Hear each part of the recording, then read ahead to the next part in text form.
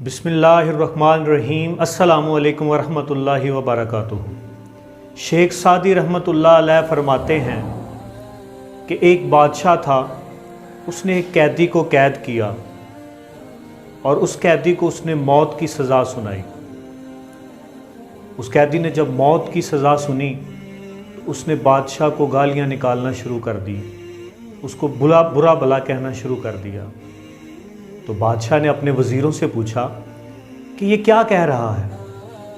उनमें से एक अक्लमंद वज़ीर था, उसने बादशाह से कहा कि ये कह रहा है कि गुनाह को माफ़ कर देना बहुत बड़ी सिफ़त है। बादशाह बड़ा खुश हुआ।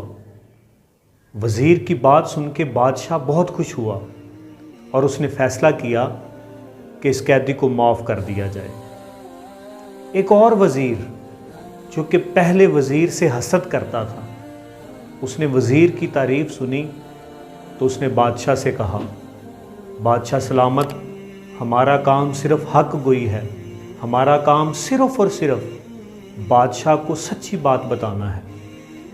तो ये वज़ीर जो है ये झूठ से काम ले रहा है, ये आपसे गलत बयानी कर रहा है। जो कैदी है, कैदी ने असल में आपको गालियाँ निकाली हैं, वो कैदी असल में आपको बुरा भला कह रहा है।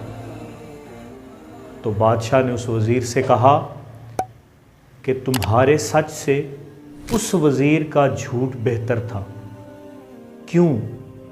क्योंकि उसका जो झूठ था वो मसलहत पे मबनी था, वो अच्छाई पे मबनी था, और तुम्हारा जो सच है इसका मकसद सिर्फ़ और सिर्फ कत्ल है, इसका मकसद सिर्फ़ और सिर्फ बुराई है। नाज़रीन, शेख सादी की ये हकायत बड़ी अहम है।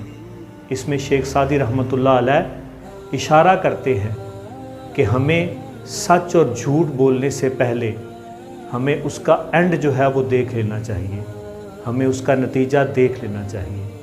नाज़रीन, उम्मीद करता हूँ आपको आज की हमारी वीडियो पसंद आई होगी। अपना ख्याल रखिएगा। अल्लाह हाफ़िज़।